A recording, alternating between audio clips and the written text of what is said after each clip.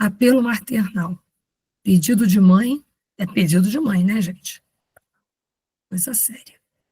Márcia, me ajuda aí um pouquinho. Zulmira. Zulmira, atormentada por Odila, que realmente lhe vampirizava as forças, jazia no leito, apática e desolada, como estátua viva de angústia e medo, escutando o vento que zunia lá fora. Mais magra e mais abatida, exibia comovedoramente a própria exaustão. Isso. Todo mundo aqui já deve ter visto o filme de vampiro, né? Todos. O que o vampiro faz? Suga Suga. o sangue. O nosso sangue é o que traz a nossa vitalidade. Ninguém pode viver sem sangue, né? E aí que a gente vai rever alguns conceitos rapidamente sobre o vampirismo. E eu vou me usar de um livro que, para mim, é o melhor livro de obsessão que tem, que é o livro da Sueli Caldas Schubert, Obsessão e Desobsessão. O que é uma parasitose espiritual? Para a gente entender essa vampirização. O vampiro, quando garra na gente, isso não existe, né, gente? Pelo amor de Deus. Mas ele, na história lá de ficção, ele suga o sangue. Mas existem outros vampiros, que são os vampiros espirituais. O que eles vão absorver da gente? É sangue? Não. Hein? A nossa energia. Como é que... Hein? Desculpa, é que eu falei junto. Energia. A nossa energia. Mas que energia é essa que nos dá a vida? Energia vital. Energia vital. Não sei quem foi que respondeu e não, mas foi. Fui eu. Beleza, energia vital. Márcia, não posso deixar você ficar falando muito não, Márcia. Mas tudo bem, valeu. Mas os obsessores, eles vão sugar da gente nosso fluido vital. Por isso a Zulmira já estava apática, a Zulmira estava não só provavelmente anêmica do corpo, mas da alma ela estava. Da alma ela estava. Estava magra, batida, sem energia, porque o fluido vital dela estava sendo sugado. Então vamos lá. Márcia, parasitose espiritual. No livro Evolução em Dois Mundos, André Luiz compara os parasitas existentes nos reinos inferiores da natureza aos parasitas espirituais, visto que os meios utilizados pelos desencarnados que se vinculam aos que permanecem na esfera física obedecem aos mesmos princípios de simbiose prejudicial. Reportando-se aos ectoparasitas, os que limitam a própria ação às zonas de superfície, e aos endoparasitas, os que se alojam nas reentrâncias do corpo a que se impõe, traça o autor um paralelo entre estes e a ação dos obsessores. Então, só para a gente... Deixa eu só fazer um paralelo. Vamos pensar num parasita externo. Bicho de pé, carrapato. Se a gente deixar, eles vão sugando a nossa energia, nosso sangue, não é? Endoparasitas. Vermes. A gente tem verme no intestino, não tem? Tem alguns vermes que, se não forem tratados, eles vão sugar o nosso sangue. E a gente vai começar a ter anemia até, tá? Então, vamos lá, Márcia, prossegue. O que eu me perdi? Vai. Realmente, encontramos muitos desencarnados que agem como ectoparasitas, ou seja, absorvendo as emanações vitais dos encarnados que com eles se harmonizam, aqui e ali, como são os que se aproximam eventualmente dos fumantes, dos alcoólatras e de todos aqueles que se entregam aos vícios e desregramentos de qualquer espécie. Então, a gente não fala dos ectoparasitas, das pulgas, dos carrapatos, sei lá mais o bicho de pé, sei lá mais o quê?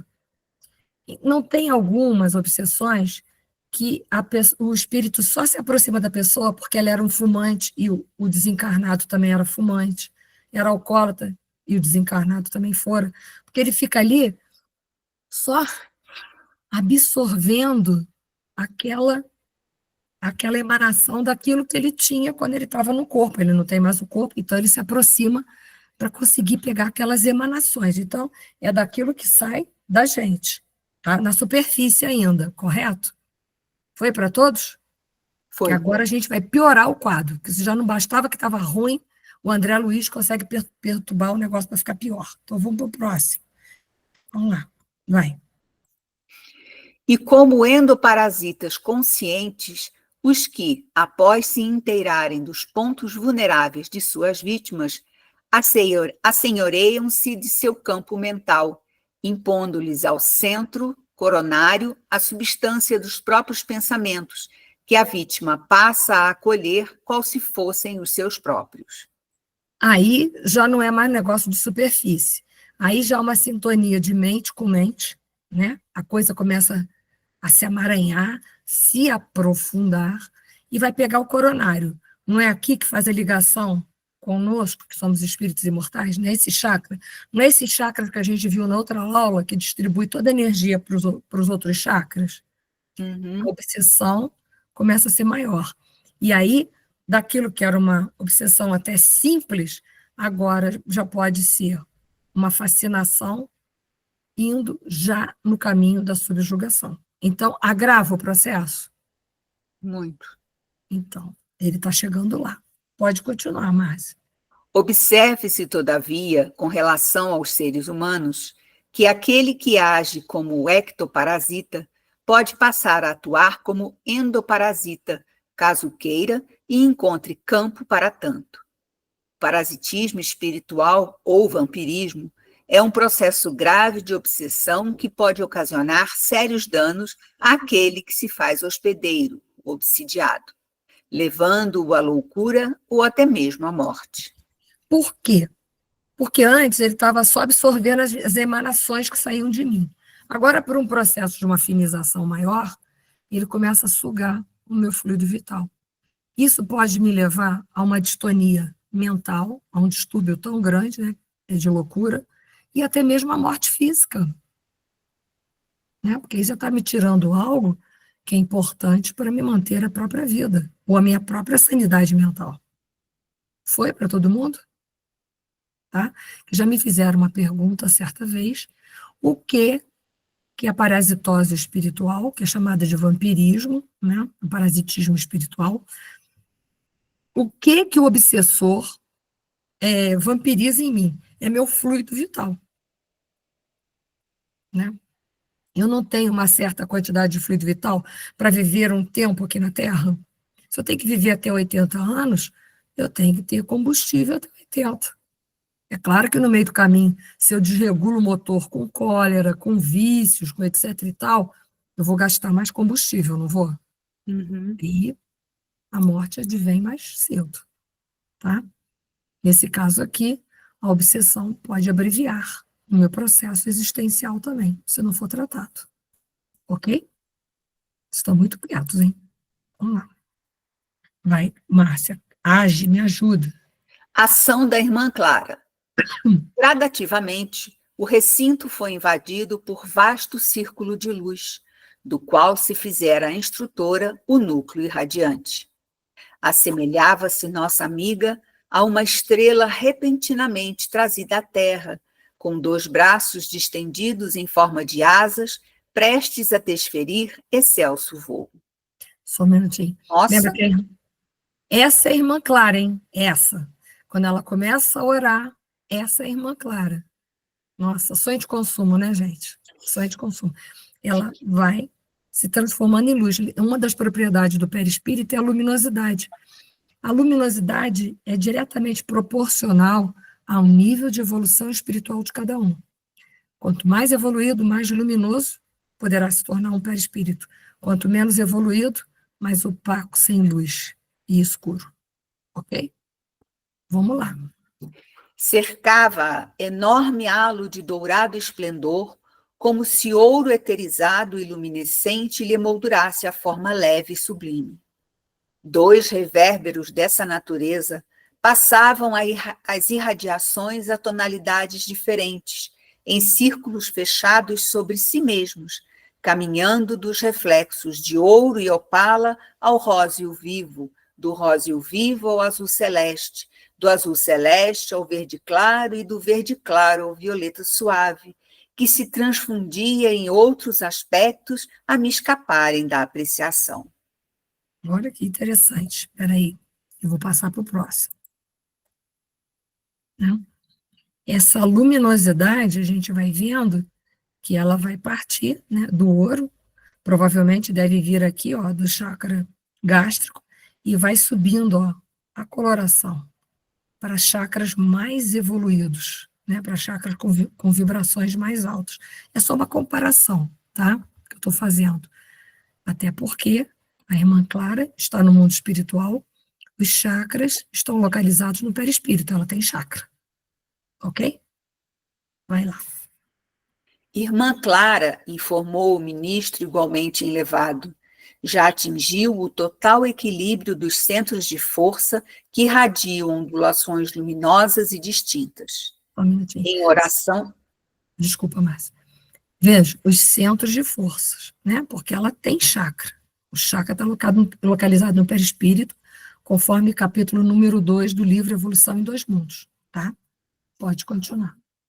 em oração ao influxo da mente enaltecida, emite as vibrações do seu sentimento purificado, que constituem projeções de harmonia e beleza a lhe fluírem do ser. Se partilhássemos com ela a mesma posição evolutiva, entraríamos agora em relação imediata com o elevado plano de consciência em que se exterioriza, e então, em vez de somente observarmos este deslumbramento de luz e cor, perceberíamos a mensagem glorificada que lhe nasce do coração, de vez que as irradiações sob nossos olhos são música e linguagem. Sabedoria e amor do pensamento a expressar-se maravilhoso e vivo.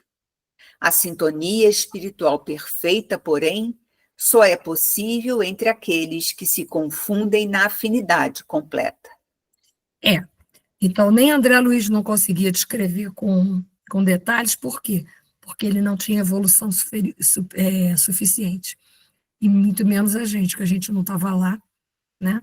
A gente não conseguia ouvir essa harmoniosa música e linguagem que aquele colorido, que aquela vibração dos chakras dela produzia naquele momento. Porque a gente sabe que isso era o que emanava dela, né? E estava indo ao encontro da Zumira para ajudá-la. É a única coisa que a gente sabe é isso. Quer dizer, nem o Clarencio não tinha tamanha evolução. Me parece que ele ficou escreve ali. Boca bem fechada. E não era a área dele. Pois é. Não era a dele. Vai. Anjo de Deus, socorre-me, socorre-me. Odila, que fazes? Interrogou a emissária com inesquecível inflexão de ternura. Estou aqui, vingando-me por amor. Haverá, porém, algum ponto de contato entre amor e vingança? Devo alijar a intrusa que me assaltou a casa. Esta miserável mulher tomou-me o marido e assassinou-me o filhinho. Quem ama faz justiça pelas próprias mãos. Só um minuto. O amor, com certeza, né, a sua antítese não é a vingança. Então, com certeza, o que ela tinha ainda não era amor. O que poderia estar ali no lugar do amor? O egoísmo, tá? Mas isso tem um nome específico, nesse caso particular.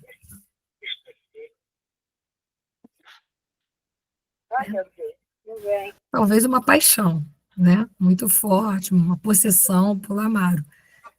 Uma obsessão, não é? Mas não era ainda o amor, né? Ainda estava bem distante de tudo isso, né? Estava ainda muito distante. Né? Ideia de posse, né? Hein? Ideia de posse. Ideia de posse, era possessão, né? Então não era amor. É só para a gente entender, né? Porque por isso que a irmã Clara faz essa pergunta para ela, né? Ela pontuou: haverá, porém, algum ponto de contato entre amor e vingança? Para ela parar para pensar. Né? Aí ela se justifica. Uma mulher que roubou meu marido e matou meu filho, você não acha que eu tenho que vir aqui fazer justiça? Não. Porque ela não está fazendo justiça, ela está sendo justiceira. Tem uma pessoa que pode fazer justiça nesse caso aí. É Deus. E também o caso nem era assim. Né? Era a forma com que ela estava vendo. A possessão dela, o egoísmo dela, distorcia totalmente a situação. Pobre filha, revidou Clara, abraçando-a. Quem ama semeia a vida e a alegria, combatendo o sofrimento e a morte. Quando o nosso culto afetivo se converte em flagelação para os que seguem ao nosso lado, não abrigamos outro sentimento que não seja aquele do desvairado apego a nós mesmos na centralização do egoísmo aviltante. Achamo-nos à frente de infortunada irmã arrojada à dolorosa prova. Não te dói vê-la derrotada e infeliz? Duas coisas importantes. O egoísta é aquele que quer tudo só Para ele. para si, só quer vir para ele, né? O amor, não. O amor, conforme Jesus ensinou, reforçando as leis que já existiam, a primeira revelação, né, que ele faz uma complementação, o amor é um livre fluxo de dentro para fora e de fora para dentro, né?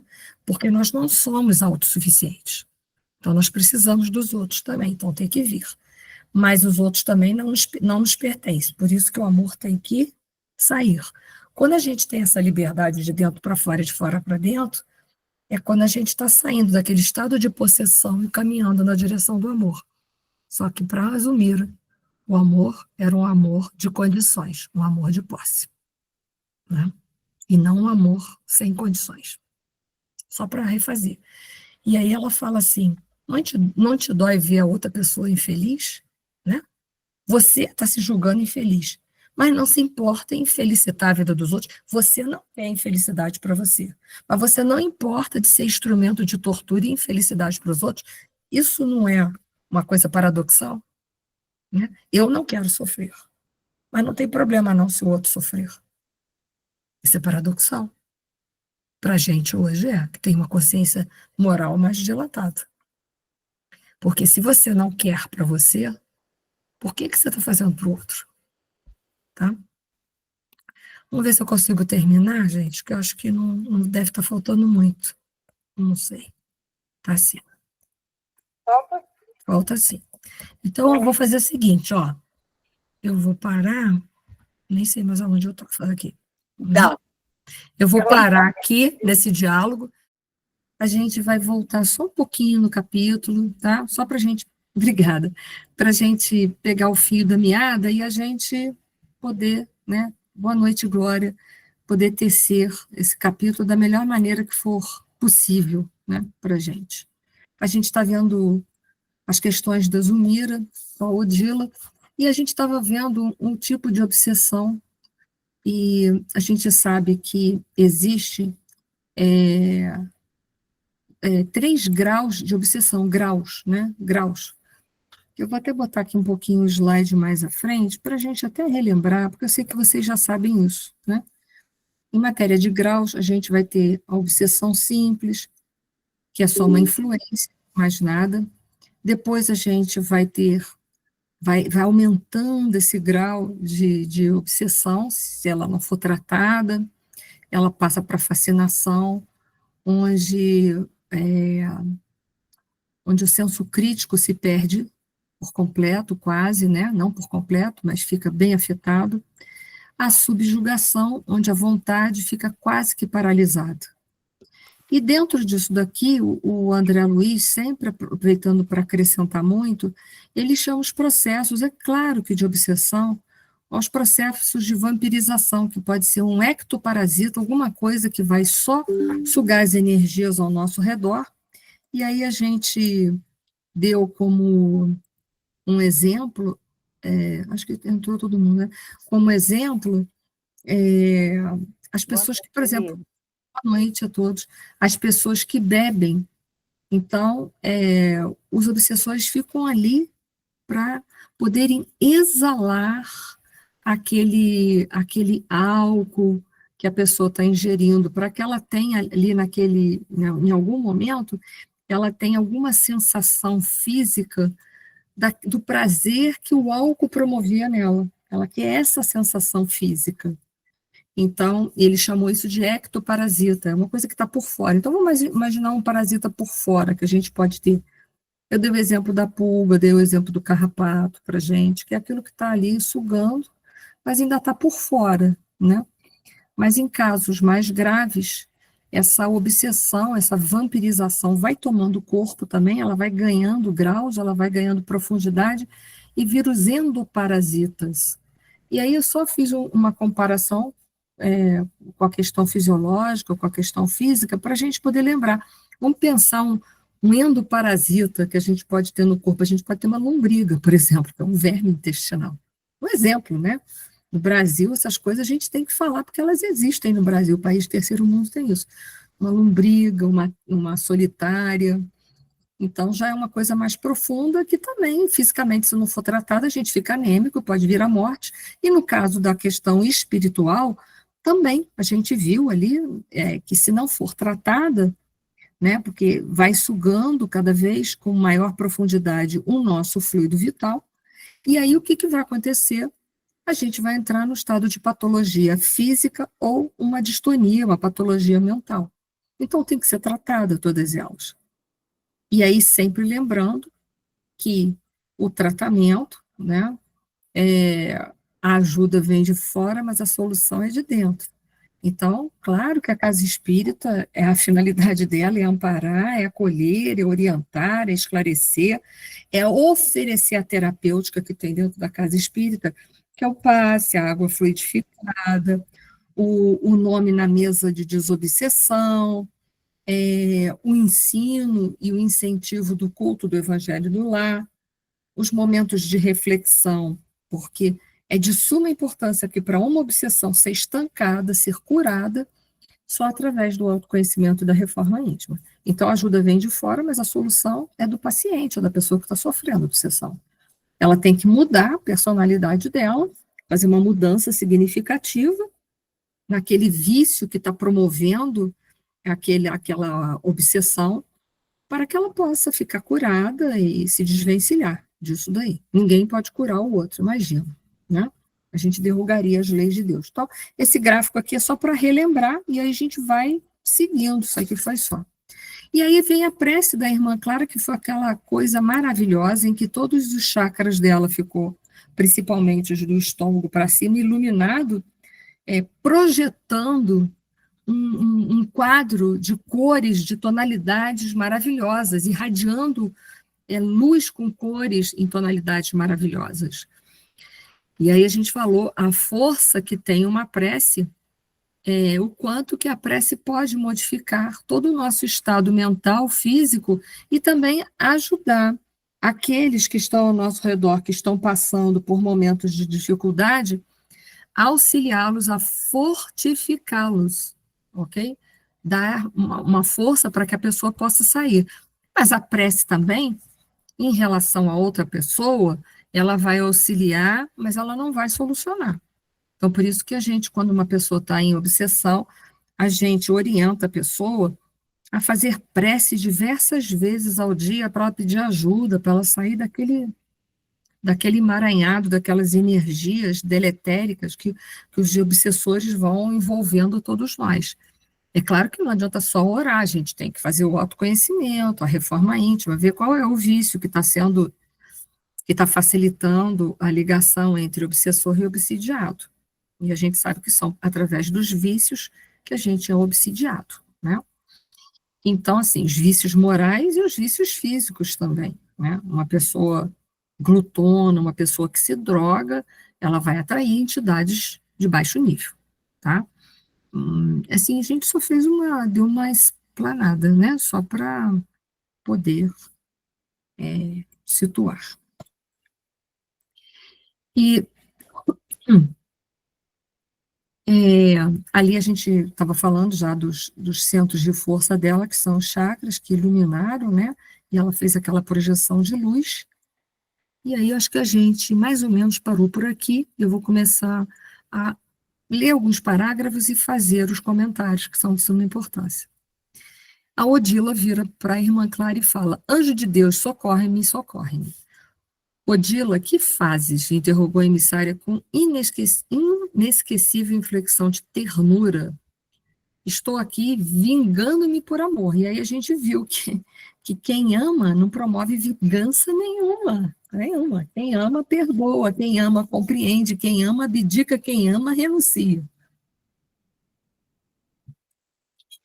na verdade, é um amor ainda muito de condição que ela possui, que é o amor da grande maioria de todos aqueles que estão aqui no planeta Terra, não de todos, mas da grande maioria, e que por ser um amor de condição, a gente vê que ela é totalmente mobilizada pelo ciúme doentio, porque ela acha que o marido é uma propriedade dela, e que a gente viu e falou também que a gente não é propriedade de ninguém, nem ninguém é propriedade nossa, que é só para a gente inverter a posição, se a gente gostaria de ser propriedade de alguém. Não, aí todo mundo afirmou, não, a gente não quer. Então, a gente também não pode fazer ninguém propriedade nossa. E aí a irmã Clara continua. Haverá, porém, algum ponto de contato entre o amor e a vingança? Está começando a botar ela o quê? Para pensar, para fazer uma introspecção, porque quando ela diz que estava ali se vingando por amor, o que faz a irmã Clara? Ao invés de falar assim, minha filha, que isso?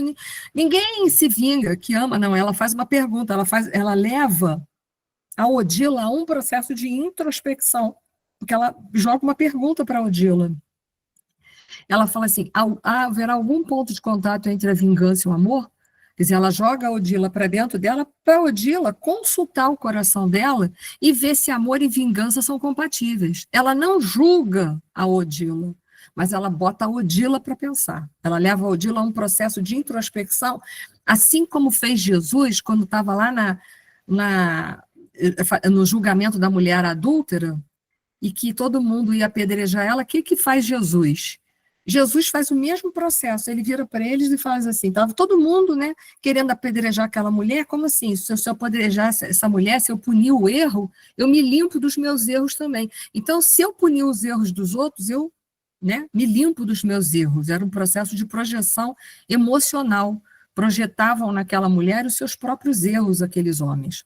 Porque há de convir que não pode ter uma adúltera sem ter um adúltero. Há de convir. É impossível o processo. Né? Então, estava todo mundo julgando ela, achando assim, a gente eliminando essa mulher, o adultério que está dentro de mim, que sou homem, está limpo. Estou quite com Deus, mas não é nada disso. Não é nada disso. Né? Aí que Jesus fala, atire a primeira pedra quem tiver isento de pecado. Estava todo mundo projetando os erros nela, achando que se matasse ela, matava o mal. Aí o que Jesus faz? Volta para dentro de você. Olha aí, observa se você tem algum nível de erro. E aí, como diz o ditado popular, que a porca torce o rabo, não é assim? É aí que torce. E aí a irmã Clara faz a mesma coisa. Pergunta para ela, haverá algum ponto de contato entre amor e vingança? Né? E aí continua, devo alijar a intrusa que me assaltou a casa. Quer dizer, ela não responde, ela sai pela tangente, né? Devo tirar a intrusa daqui. Esta miserável mulher tomou meu marido, a propriedade, e assassinou meu filho. Né? Está na posição de quê? De juiz. Está em plena posição de juiz, ela. Em plena. Ela está em plena. Quem ama faz justiça pelas próprias mãos. Então, ela acha que punir as pessoas é fazer justiça. Mas se a justiça é punitiva, ela é só uma forma de vingança. A gente sabe que o primeiro código de justiça que nós tivemos notícia na história do nosso planeta é a pena de Ptaleão, não é? Olho por olho, dente por dente. É uma coisa horrível.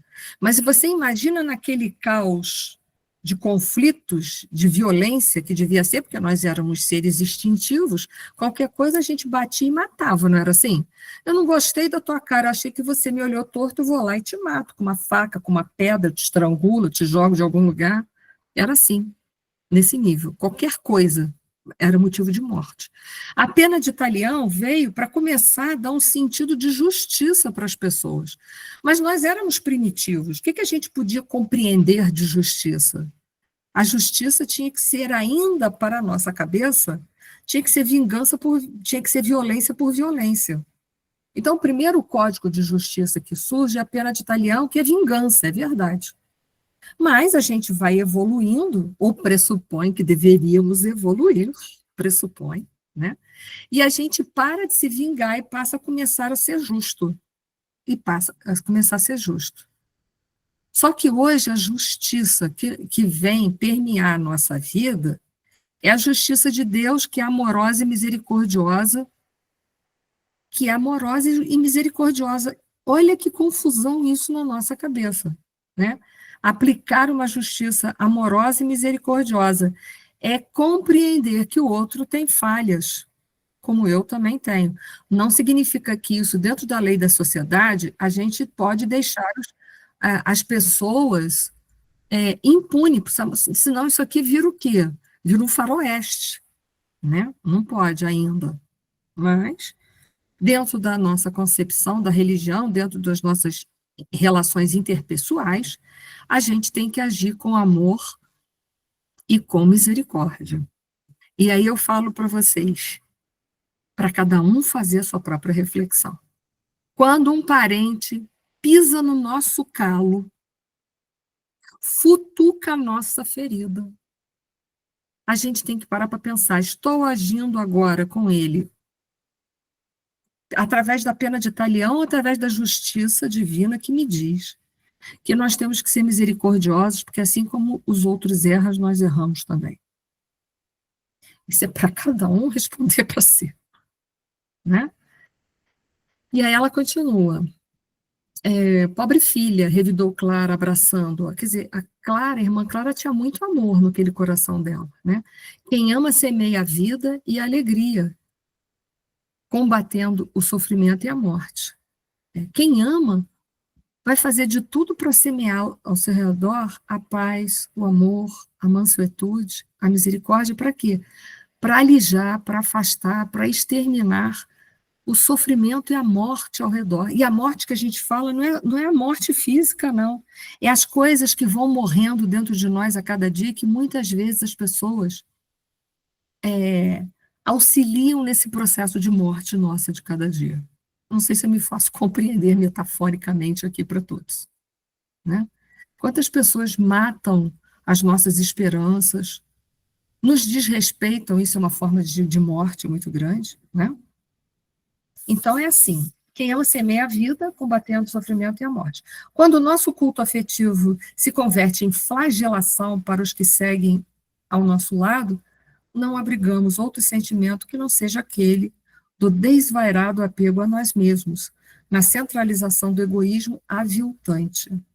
Achamo-nos à frente da infortunada irmã arrojada à dolorosa prova. Não te dói vê-la derrotada e infeliz? Ela reclama que foi roubado o marido dela. Ela reclama que Zulmira tirou a vida do filho dela. Mas o que ela está fazendo com a Zulmira? A mesma coisa. Olho por olho, dente por dente, digamos assim. Então, que justiça é essa que ela está clamando tanto? Que superioridade é essa que ela possui a ponto de poder julgar se tudo que ela tem como sentença para oferecer é punição? Pressupõe que uma pessoa que julgue, ela saiba julgar com amor e misericórdia. E que ela dará, por final, nas suas sentença será toda permeada de amor e de misericórdia. E é isso que a Odila está fazendo? A gente aqui julgando a Odila também. Mas é para a gente aprender, né? É no bom sentido, né? Então, a coisa é pesada nesse caso aí. E acariciando-lhe a cabeça agora trêmula, a instrutora aduziu, porque aí o diálogo, a doutrinação já estava avante, né?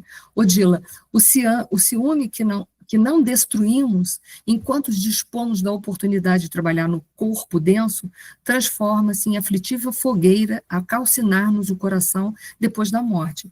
Porque os ciúmes, né, que a gente não conseguiu trabalhar, aquele sentimento de possessão do companheiro, que a gente não trabalhou, mais tarde, quando a gente está numa outra dimensão, e aí o controle do outro, da vida do outro, de tudo, se torna menor.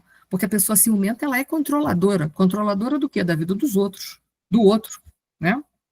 E aí, depois da morte, esse mesmo ciúme, que podia estar complicando, tolhindo, sufocando o marido, agora sufoca quem? Ela.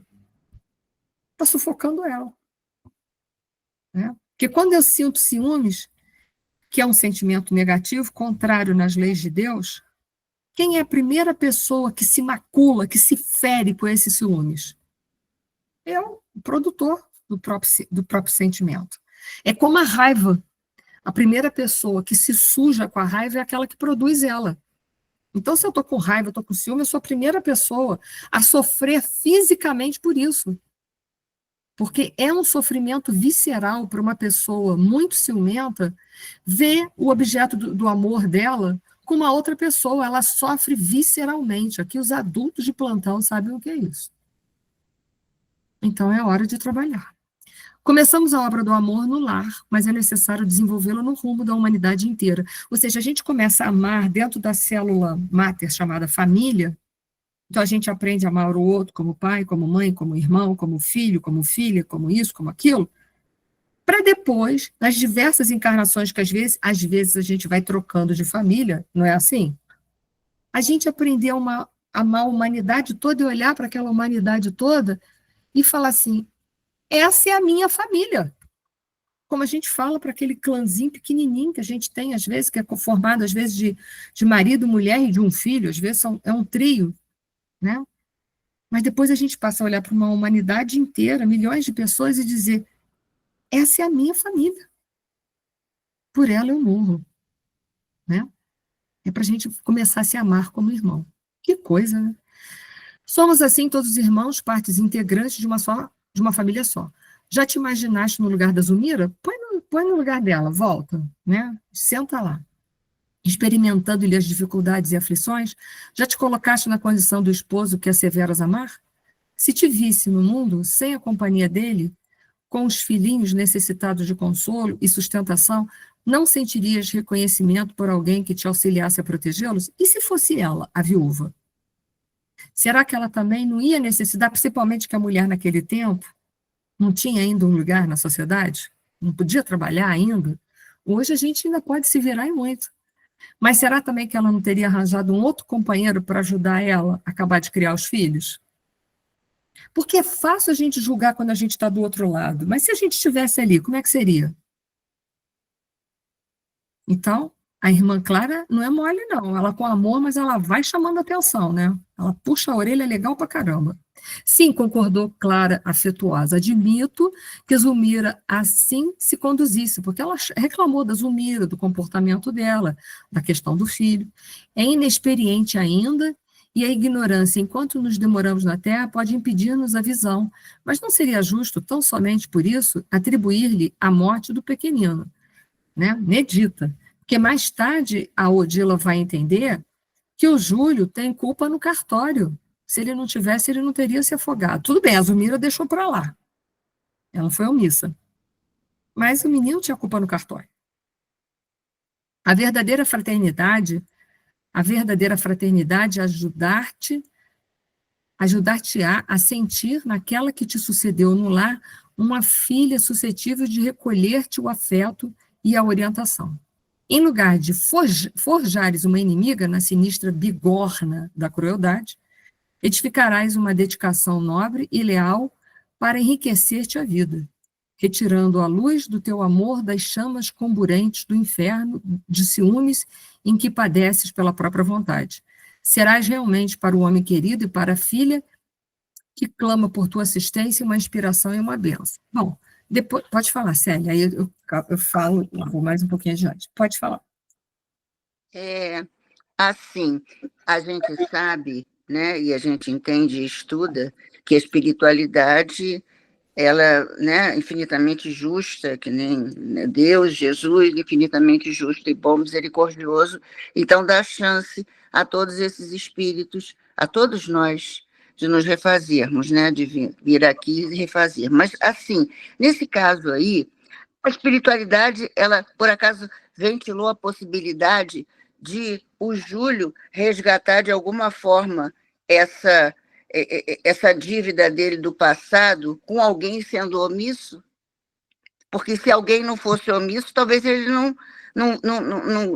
resgatasse isso daí agora. Iria resgatar de outro jeito, mas nessa oportunidade. Existe, eu acredito que sim, porque eles não fazem nada sem ter, né, absoluta certeza e motivo e tudo certo, mas é isso mesmo que acontece? O que acontece? Ele não estava ali de gaiato no navio, a gente vê quem foi a Zulmira para ele Aham. na outra vida, né? Quando ele aceitou ali a reencarnar, sabendo que a mãe dele seria Odila, provavelmente, né? Ele já devia saber também que mais tarde ele perderia a mãezinha dele e que quem iria assumir seria a Zulmira, que seria, né? Eu quero crer que ele tinha essa consciência. Mas se ele não tinha, a espiritualidade que fez o planejamento dele reencarnatório, digamos assim, que Sim. ele não tivesse tido tanto preparo assim, a espiritualidade sabia, mas sabia também que a Zulmira, pelo livre-arbítrio, ela poderia ter optado ou se entregar, né, pela aquela aversão que ela tinha ao Júlio, ou não, tentar sublimar, olhar nele uma criança, né, e cuidar dele como tal, como uma criança que ele era, né? Ela teve essa liberdade, esse livre-arbítrio, só que na hora H ela optou por agir pelo caminho do egoísmo, né? Eu não sinto simpatia por ele, ele atrapalha o meu casamento. Ele pode ser uma criança ou não, mas eu gostaria mais é que ele morresse. Quer dizer, ela agiu como uma fera, né? Como uma pessoa extremamente egoísta, que ela se deixou levar pelo egoísmo dela e pelo ciúme, que ela também é ciumenta. Não é à toa que ela está A sendo espiritualidade, ela obcecada. trabalha com todas essas possibilidades, Trabalha. né? Com a gente também, com a gente também. A gente vai passar por determinadas provas aqui, que são as tentações, por isso que no Livro dos Espíritos o Kardec pergunta se existe arrastamento irresistível, que são as provas, né, que a gente passa. Ele fala assim, irresistível não, porque a gente se está ali é porque a gente poderia, ele fala, não existe arrastamento irresistível. Se está ali é porque você poderia, com teu esforço, vencer, mas você tinha que empregar a tua vontade. Mas o que a gente faz? Na hora H a gente não quer. A gente não quer abrir mão. É moleza, né? A gente quer moleza, porque fazer a reforma, modificar-se é muito doloroso, a gente prefere a molezinha. E agora, por isso que Kardec deixou bem claro, não existe arrastamento irresistível. Né? Você vai ser tentado? Vai, porque a tentação, a prova é uma tentação. A prova está ali. Né? Vamos supor, você é provado se você é uma pessoa honesta ou não. Aí botam, sei lá, um bolo de dinheiro assim na sua mão, um exemplo, né? Na sua frente, não tem ninguém vendo, não tem nada, você não tem testemunha. Se você quiser, você pega aquilo e vai embora com aquele dinheiro, ninguém nunca vai saber que foi você. Como você pode olhar e falar assim, não, isso não me pertence. Provavelmente vai fazer muita falta a quem esqueceu aquilo. E você vai procurar o dono. Então, assim, agora, é claro que uma pessoa, eu estou dando um exemplo, né? Por exemplo, se uma pessoa for passar por essa prova, é sinal que o dinheiro para ela é uma tentação muito grande. Né? E aí ela vai olhar, vai pensar quanta coisa que ela gostaria tanto de fazer com aquele dinheiro. Né? Ela já tem plano na cabeça dela, aquele dinheiro já tem lugar para ir, tem destino. Só que aquele dinheiro não pertence a ela. A prova é, você vai resistir à tentação da fortuna e vai seguir, ou não. E aí ela fica ali. Não se pode servir a Deus e a mamão. Ali é a prova de fogo dela. Estou servindo a mamão, agora estou servindo a Deus. Gente, já pensou quantas vezes ao dia que a gente tem hora que escolhe mamão, tem hora que a gente escolhe Deus? É só a gente pensar. Quando a gente faz aquelas vingancinhas contra alguém que arma contra a gente, às vezes faz aquelas vingancinhas bobas, né? Mas isso ali é escolher mamão, gente. Isso é escolher mamão. Isso não tem outro nome. Porque as leis de Deus são justas, amorosas e misericordiosas. Se eu dou uma vacilada e ainda me deixo levar pelos instintos da vingança, né? Porque a vingança é muito própria da pessoa que é orgulhosa, ela quer sair por cima, né? E eu dou aquela vacilada, acabei de apertar o botão mamão, voto 1, mamão. Aí daqui a pouco, ai meu Deus, placar, tá 1-0. Eu tenho que dar um jeito de sair disso. Aí daqui a pouco a gente até consegue apertar o botãozinho Deus. Mas a gente, estou brincando, né? A gente fica assim, hora aperta mamão, hora aperta Deus, hora aperta mamão, hora aperta Deus, e fica naquele placar oscilante. Até que vai chegar um dia que a gente só vai apertar uma tecla. É Deus, é Deus, é Deus, é Deus, é Deus, e é Deus, é ponto final. Mas até lá, já imaginou quanto botãozinho de mamão a gente aperta? Né? Mas é isso daí, ela podia ter feito diferente, ela não fez, mas ela podia ter feito. E aí o menino, provavelmente, ia ter uma afecção nessa área aqui, morreria, entendeu? Ele ia morrer de outra coisa, de uma outra doença qualquer. Naquela época era comum o grupo, né, morria disso, enfim, morreria de outra coisa. Né? Ele já tinha a destinação dele. Ela é que poderia ter melhorado alguma coisa dela. Para Né? ela até para ela, tá? Para ela, Era uma questão de perdoar. Era uma questão não de perdoar. melhorou, né? No Não, caso, ele já tinha já ali isso. pronto já. Ela Ele é já que estava podia. comprometido. É isso aí. Mas a Isso gente aí, vai ver mais obrigada. para frente no livro que ela consegue apertar o botãozinho Deus. A gente vai ver. Né? E aí, vamos lá. Vamos continuar vendo o caso dela aqui, que é muito interessante. É o caso de todos nós em muitos momentos, tá? É o caso de todos nós em muitos momentos. Tá? Rejubila-te, irmã querida. Grande é a tua felicidade. Pode ajudar o nosso... Podes ajudar, e isso representa aventura maior. Quer dizer, ela tem chance de fazer tudo diferente agora, ao invés de ficar infernizando o casamento do marido, e o marido também, por conseguinte, porque se ela prejudica a Zulmira, ela infelicita o marido também. Então, que amor é esse? Nada te impede auxiliar o companheiro da humana experiência ao alcance de tuas mãos. E basta uma prece de amor puro com o testemunho de tua compreensão e de tua piedade, para que venças a reduzida distância entre o teu sofrimento e o filhinho idolatrado. Porque até agora ela não tem permissão de visitar o filho na espiritualidade. Ela está tão perturbada que não pode visitar a criança. Né? Poderia ajudar até o menino Júlio para que a futura encarnação dele fosse mais light, mas nem isso ela não pode fazer.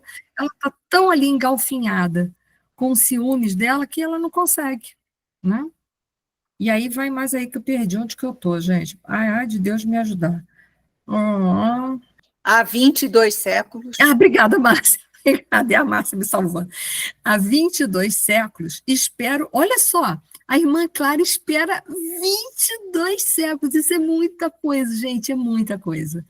Há 22 séculos espero por um minuto igual a este para o meu saudoso e agoniado coração, de vez que os meus amados ainda não se inclinaram para mim. Isso sim é sofrimento. Né? E que amor, hein? Que amor.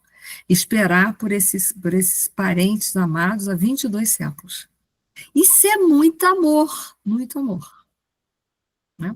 A voz de Clara parecia mesclada de lágrimas que não chegavam a surgir, dominada pelas vibrações da mensageira celeste. Odila agarrou-se a ela, prosseguindo em choro convulso, enquanto a instrutora repetia com desvelos de mãe: vamos, filha, vamos à procura de nossa renovação com Jesus. Porque a irmã Clara falava com autoridade. Autoridade é conquista, é aquilo que a gente faz através do esforço pessoal, do autoconhecimento, da reforma íntima, é conquista de dia a dia de virtudes. Então, ela tinha virtudes que podia envolver a Odila de verdade, porque isso aqui para ela não era teoria, era prática, porque ela está esperando só 22 séculos por esse momento que a Odila pode ter agora. Então olha quanto sofrimento que já mudou essa mulher.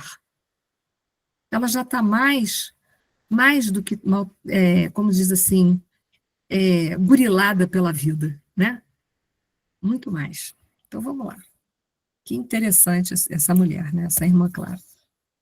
Junto de nós, Clarence informou, agora Zulmira poderá recuperar-se.